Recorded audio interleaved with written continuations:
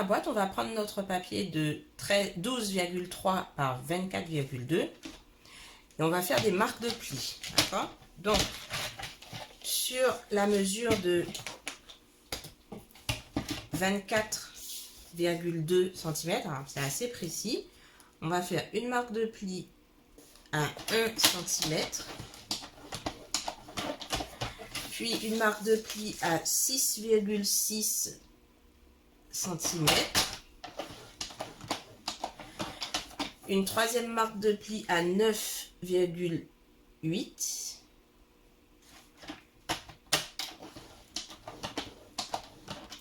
une autre marque de pli à 15,4, pardon, et une dernière marque de pli à 18,6.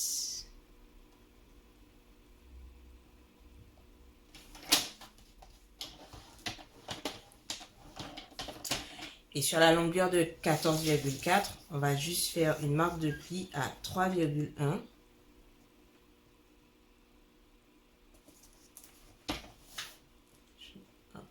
Voilà.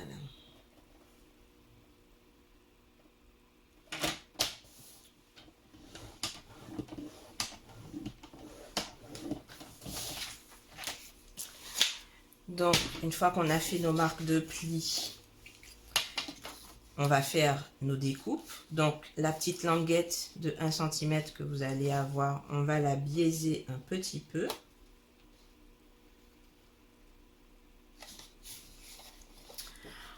Sur les rectangles qui sont en haut, on va biaiser uniquement les deux petits. Et on va en profiter pour les raccourcir un petit peu. Les deux grands, on va les couper suivant la ligne de marquage. Donc, je vous le fais parce que sur le papier foncé, c'est difficile de voir les marques de marquage, je pense, à la vidéo. Donc, je vous fais des coupes et je vous montre après à quoi ça doit ressembler.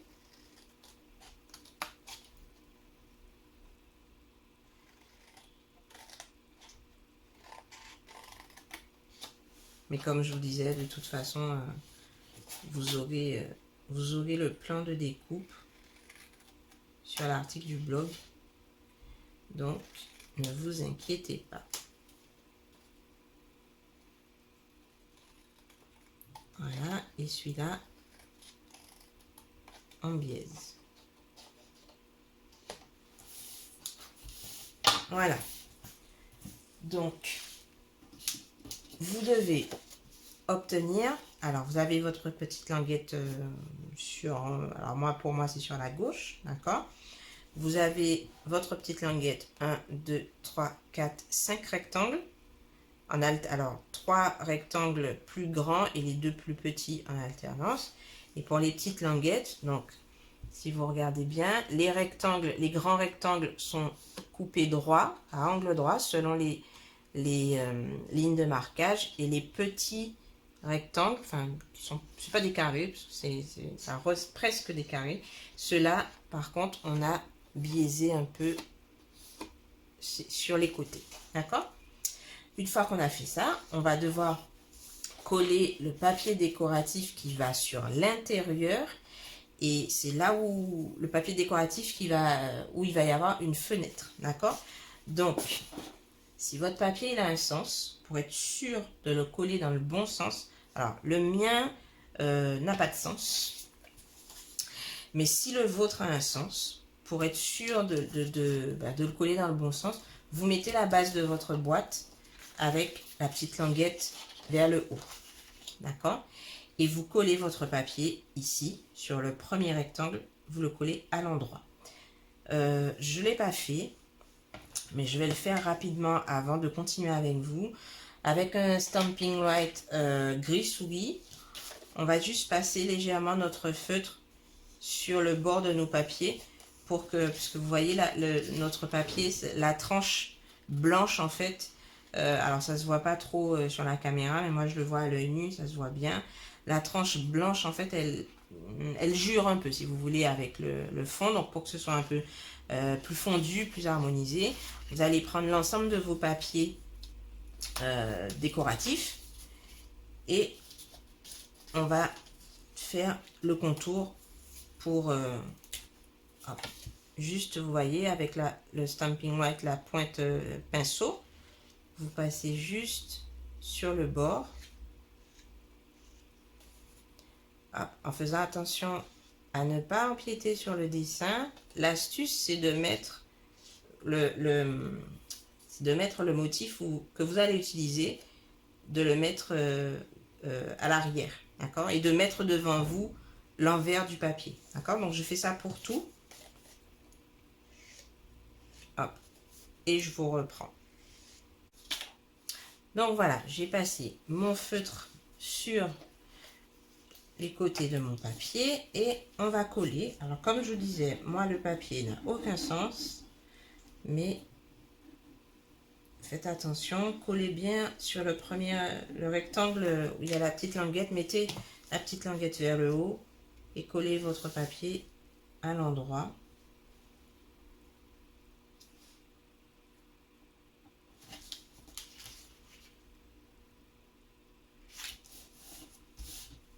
Voilà.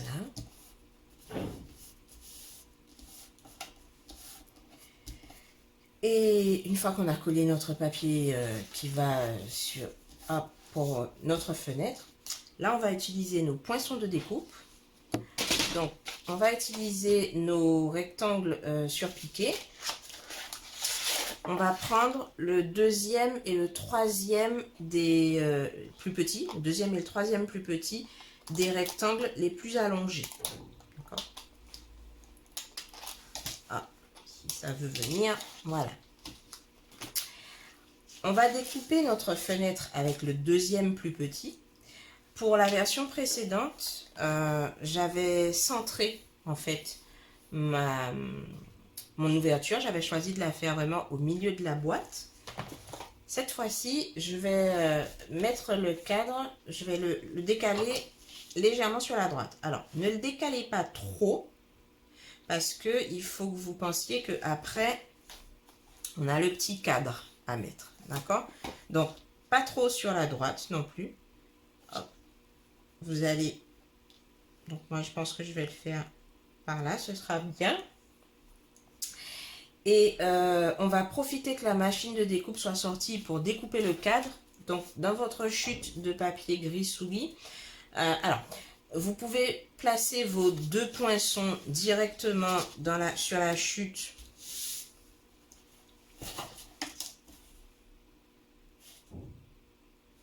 Oh, la chute est un peu juste. Légèrement, mais ça peut le faire. Vous pouvez placer vos deux poinçons dans la chute, sur la chute, et découper en une seule fois. D'accord. Moi, j'aime bien faire différemment. Je préfère d'abord découper avec le petit poinçon, enfin avec le plus petit, donc celui qui va faire l'intérieur du cadre. Et une fois que c'est découpé, je place le grand poinçon. J'essaye de bien le centrer par rapport à la découpe que j'aurais obtenue. Et après, je fais tout ça passer dans la machine. Donc, je fais tout ça et je reviens. Donc, on obtient notre base de boîte avec une fenêtre. Et on obtient un cadre, un joli cadre surpiqué. On voit bien les petits points de surpiqûre. Avant de coller notre papier fenêtré, on va reprendre notre Stampin' White gris. Et on va faire comme pour le papier à motif, c'est-à-dire qu'on va mettre en couleur juste l'intérieur du cadre. Puisque le papier à motif, le blanc du papier à motif se voit un peu. Voilà, c'est juste pour que ça fasse un plus joli effet avec le cadre. Donc, on va prendre notre papier fenêtré. On va mettre du double face tout autour.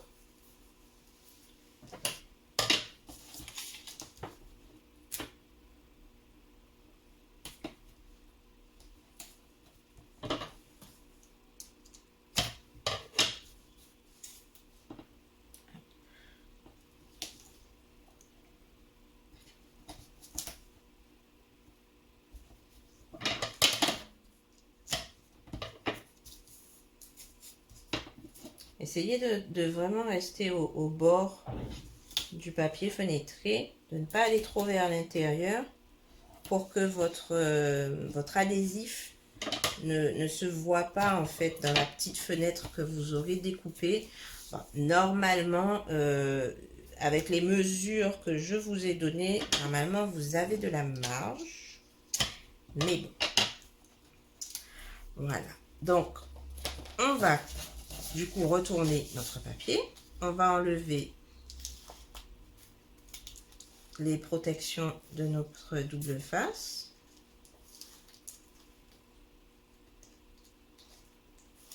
Hop. Moi, je fais toujours un premier repérage avant pour avoir une idée. Voilà. Et du coup,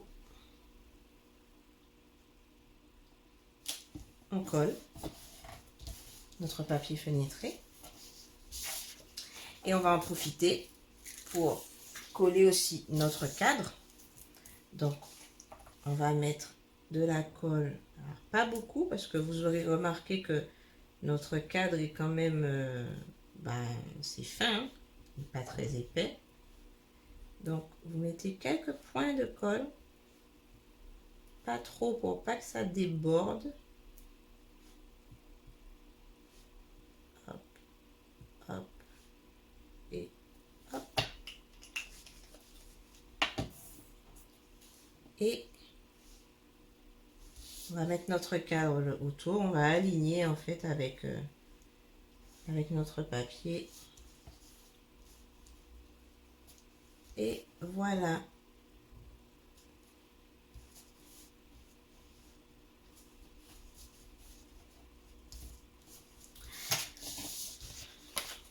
Voilà. On va profiter que notre boîte soit encore à plat pour coller nos papiers décoratifs. Alors, si votre papier a un sens, encore une fois, il va falloir faire attention. Sur le deuxième et le cinquième rectangle, donc ici, et je monte un peu que vous voyez tout, ici, vous allez coller votre papier à l'endroit, d'accord? Ici, c'est le fond, donc vous n'aurez rien. Par contre, le quatrième rectangle ici, il va falloir coller votre papier à l'envers, d'accord? Parce que quand on va faire le montage, du coup, ça va ressortir. Là, mon papier n'a pas de sens, n'a pas de sens, donc ça n'a pas de sens que je vous le montre, mais voilà ce que vous devez obtenir. Ici et ici, le papier est à l'endroit. Ici, vous collez le papier à l'envers. Et sur le papier qui est sur le côté, donc il faudra le dernier papier, enfin le papier à motif qui va sur les côtés, il faudra que vous le mettiez sur le premier rectangle là. Alors si vous tournez un peu, voilà, votre base de carte comme ça face à vous, il faudra que vous ayez donc la petite languette sur votre gauche et vous collez votre papier à motif ici, vous le collez à l'endroit, d'accord? Donc vous le collez à l'endroit face à vous. Il nous restera un dernier papier à motif. Voilà, il restera un dernier papier à motif. Donc, cette fois-ci, alors, hop, on va retourner notre papier. On va laisser la languette de 1 cm sur le haut, d'accord? Et on va coller ce papier sur le dernier rectangle, donc le rectangle qui est tout en bas. Mais cette fois-ci, vous allez le coller avec les motifs qui seront à l'envers. Parce que pareil, quand on va monter notre boîte, ce papier va se retrouver à l'endroit. D'accord?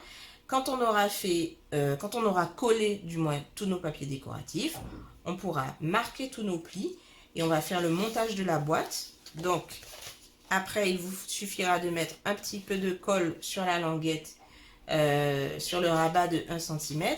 Et pour le fond, alors vous allez venir coller, si je fais déjà un premier pli pour que vous puissiez bien comprendre. Vous allez vous retrouver, quand vous aurez marqué vraiment tous vos plis, donc vous allez mettre de la colle ici et coller. Vous pourrez coller à plat, hein. Vous pourrez vous aider en mettant votre boîte à plat, d'accord? Donc vous allez coller votre languette sur le haut du deuxième rectangle. Vous allez vous retrouver avec une boîte comme ça.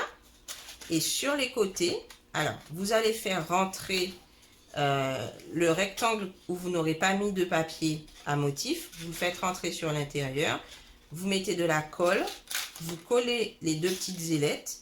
Alors, on l'a pas fait, mais les ailettes, je pense que je l'avais dit, mais que je l'ai pas fait. On va les raccourcir un petit peu, pas forcément de beaucoup, d'accord.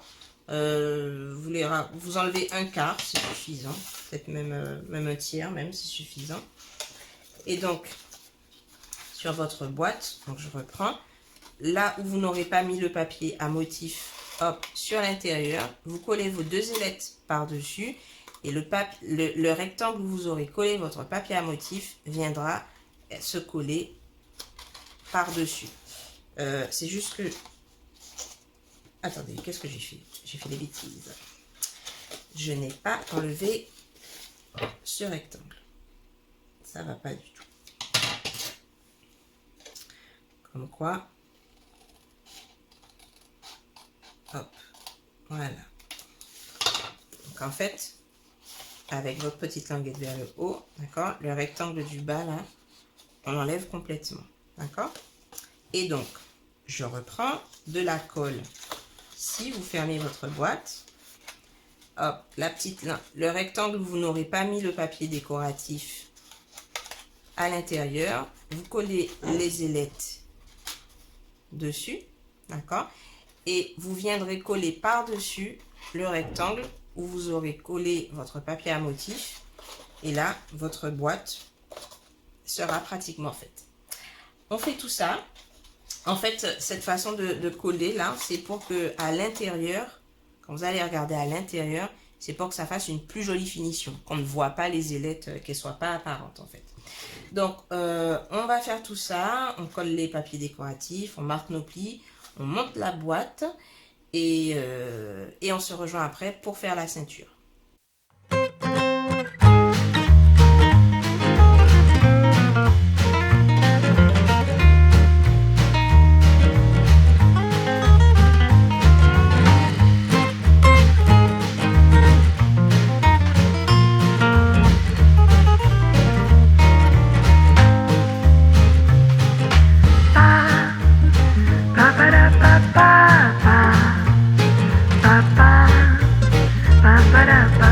Donc maintenant que notre boîte est montée, on va pouvoir faire la ceinture. Donc on va prendre notre papier de 2,5 par 19,5 cm et on va marquer les plis de la ceinture. Alors on va marquer les plis de la ceinture directement. Hop. Je pense que là ce sera bon. On va marquer les plis de la ceinture directement sur la ceinture en fait. Pas sur la ceinture, pardon.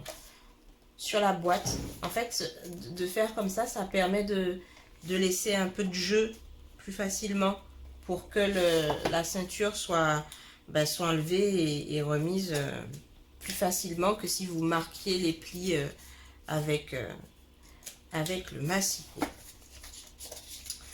Donc, on le fait à la main.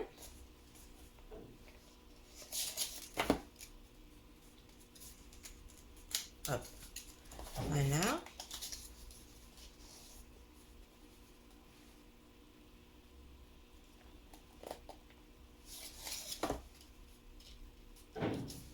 Et après, on marque les plis. Voilà. Et là, on a une ceinture qui nous laisse un peu plus de jeu pour faire glisser notre boîte. Une fois qu'on a fait ça, on va prendre le papier à motif et on va venir le coller dessus. Hop.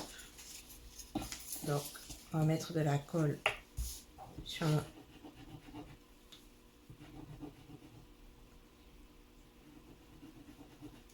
J'ai toujours tendance à mettre beaucoup de colle, mais alors qu'en fait, j'en ai pas besoin puisque cette colle, même avec très peu, elle colle très bien en fait. Alors, donc on colle.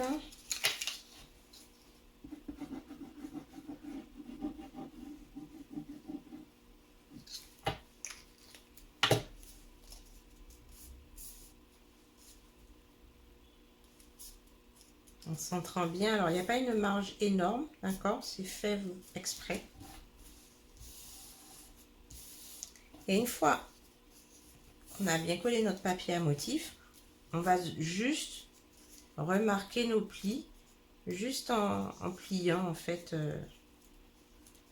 Donc faites-le au fur et à mesure. C'est mieux de le faire au fur et à mesure que vous collez. Ne collez pas tout le papier d'un coup. C'est-à-dire que vous collez une partie jusqu'au premier pli. Après, vous remettez de la colle jusqu'au pli d'après.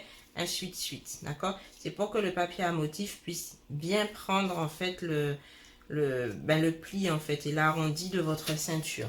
D'accord?